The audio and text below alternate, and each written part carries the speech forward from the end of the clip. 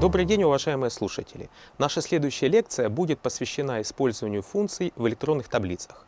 Итак, функцией называется поименованная последовательность операций, выполняемых над аргументами, данными, определяемыми пользователем. В редакторе Excel есть огромное количество функций математических, статистических, финансовых, логических, текстовых и других. Синтаксис написания функций очень прост. Сначала следует имя функции, затем в скобках аргументы функции, разделенные знаками точка с запятой. Например, функция синус k4 вычисляет синус числа, которое хранится в ячейке k4. Аргументом функции может быть число, ссылка на ячейку или диапазон ячеек, дата, текст, другие функции или формулы.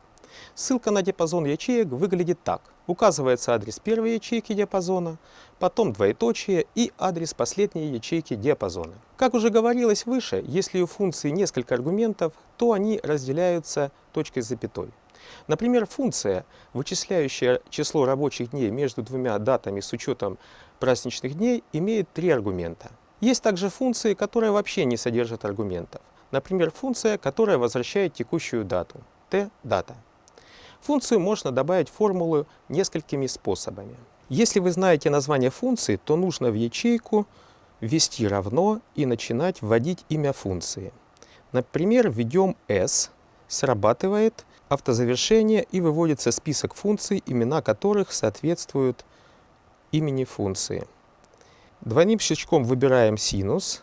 Дальше нужно ввести аргумент, например, константу или адрес ячейки, где хранится значение функции. Вводим 0,5.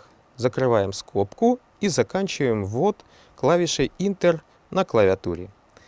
Но проще использовать мастер функций. Вызвать мастер функции можно несколькими способами. Используя мини-кнопку FX слева от строки формул, список автосумма, другие функции, панель формулы или сочетание клавиш Shift F3.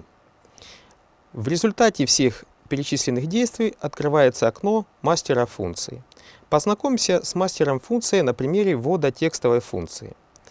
Сцепить, которая позволяет склеить несколько текстовых выражений. В нашем случае разместим фамилию, имя, отчество человека в одной ячейке, взяв значение из разных ячеек. Для использования функции «сцепить» установим курсор в ячейку D4. В окне мастера сначала выбираем категорию «Текстовая», затем функцию «Сцепить». Обратите внимание, при выборе функции внизу окна открывается краткое описание. Если вы хотите узнать больше о функции, используйте ссылку «Справка об этой функции». Остановимся на функции «Сцепить». Нажимаем на кнопку «Ок». Открылось диалоговое окно «Аргументы функции». В этом окне нужно ввести значение всех аргументов. С помощью кнопки выбора значений из ячеек таблицы выбираем А1. Снова возвращаемся с помощью мини-кнопки или нажав на клавишу Enter. Затем вводим пробел в поле текст 2. В текст 3 выбираем ячейку B1. Снова вводим пробел в поле текст 4. И в текст 5 вводим адрес ячейки, где хранится отчество C1. И нажимаем на ОК. Получаем результат.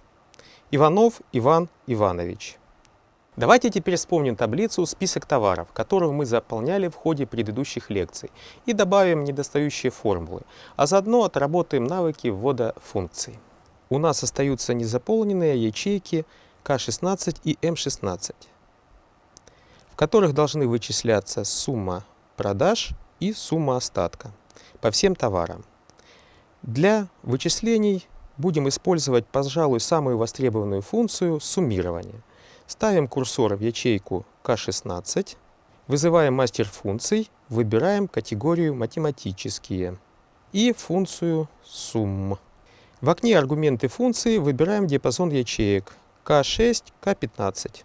И нажимаем на кнопку «Ок». Сумма подсчитана. Но суммирование настолько востребованная функция, что для нее в Excel отведена особая кнопка «Автосумма» на панели «Главное». Заполним ячейку М16 с помощью этого инструмента. Установим курсор в ячейку М16 и выберем автосумму. Excel определил диапазон аргумента функции, и если он нас устраивает, то остается только нажать на клавишу Enter. Если нет, то можно мышкой выделить нужный диапазон. В нашем случае редактор определил диапазон правильно, значит смело жмем на Enter и получаем результат. Осталось только заполнить ячейку L3, в которой должна выводиться сегодняшняя дата.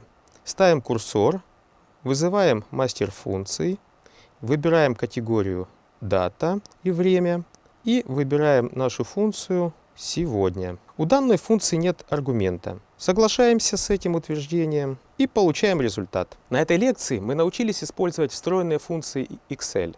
Их более 300, и они распределены по нескольким категориям. Научившись использовать функции редактора Excel, вы сможете существенно повысить эффективность работы по анализу различных данных. Для знакомства с функциями можно использовать справку Excel. В справочнике есть не только описание всех функций, но и конкретные примеры использования. Кроме того, в сети интернет можно найти много информации по использованию различных функций Excel. Удачи вам и до встречи!